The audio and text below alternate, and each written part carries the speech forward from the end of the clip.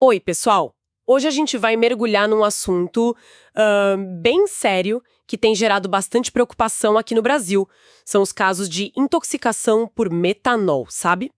Ligados ao consumo de bebidas alcoólicas.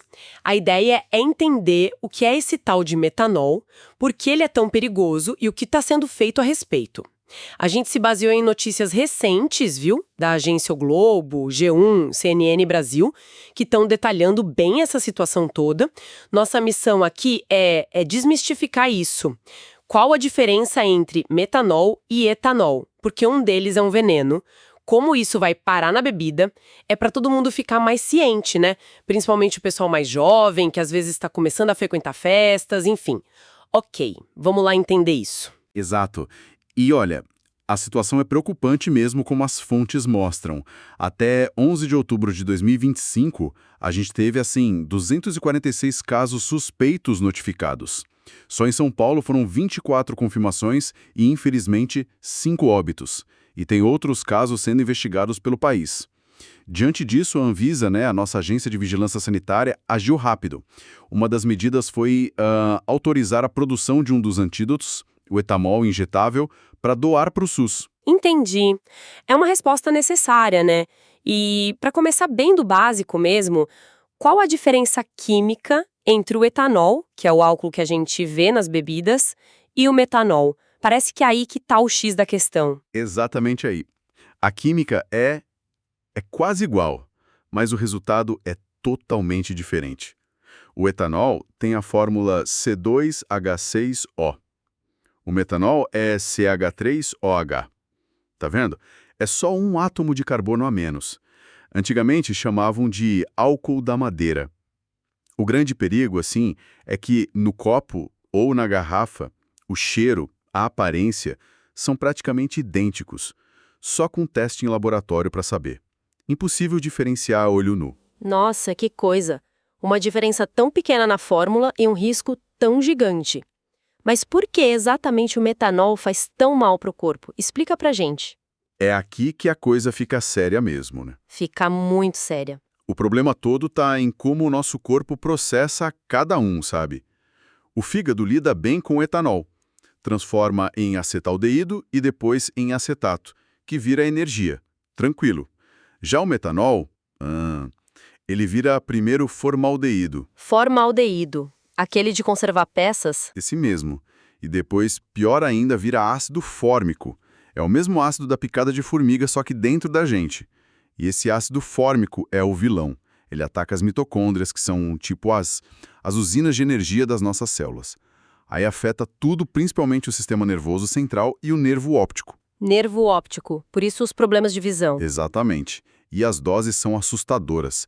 Coisa de 10 ml, tipo uma colher de sopa rasa, já pode causar cegueira permanente. E uns 30 ml podem ser fatais. É muito pouco. É assustador pensar nisso. 10 ml. E como essa substância tão perigosa acaba entrando nas bebidas que as pessoas consomem? É acidente? É de propósito? As fontes indicam, basicamente, duas vias principais. A primeira é erro na produção, especialmente em destilações caseiras clandestinas. Na destilação, o metanol evapora numa temperatura um pouco mais baixa que o etanol. Essa primeira parte que sai, que o pessoal chama de cabeça, ela precisa ser descartada. Senão, contamina tudo. Entendi. Falta de cuidado ou conhecimento, então. Isso. E a segunda causa, infelizmente, é fraude mesmo. Adulteração. O metanol industrial é mais barato que o etanol próprio para consumo. A gente mal intencionada mistura para reduzir custo. Que absurdo. É. E vale notar, o risco é bem maior em bebidas destiladas, tipo cachaça, vodka, uísque de origem duvidosa. Cerveja, por ser fermentada, o risco é quase zero nesse sentido. Isso é uma informação importante. Destilados são o foco do perigo. E quais são os sinais de alerta? Como alguém pode desconfiar? Porque você falou que começa parecido com ressaca, né? Exato. E isso confunde muito. Os sintomas costumam aparecer entre 6 e 24 horas depois de beber. Começa com enjoo, vômito, dor na barriga. Parece uma ressaca daquelas bem fortes. Só que aí a coisa evolui. A pessoa começa a ter a visão turva, dificuldade para enxergar, como se tivesse uma névoa. Ah, visão, esse é o ponto-chave então. Esse é o sinal crítico. Dificuldade visual não é normal em ressaca. Além disso, pode dar confusão mental, dificuldade para respirar e progredir para convulsão, coma e até morte. Se bebeu algo suspeito e começou com problema na visão, tem que correr para o médico. Imediatamente. Nossa, é uma emergência médica clara. E falando em correr para o médico, existe tratamento? O que pode ser feito para reverter essa intoxicação? Tem uma resposta rápida? Tem sim, e a rapidez é fundamental, como você disse. O tratamento principal, aqui no Brasil, usa o próprio etanol. Etanol? Como assim? Beber mais álcool? Não. É etanol puro, de grau farmacêutico, administrado na veia no hospital. Parece estranho, né? Mas a lógica é que o etanol e o metanol competem pela mesma enzima lá no fígado.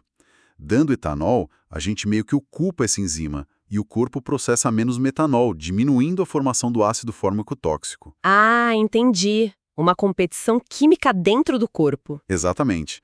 E essa autorização da Anvisa por Laboratório Cristália produzir o etanol injetável para o SUS é para garantir esse tratamento.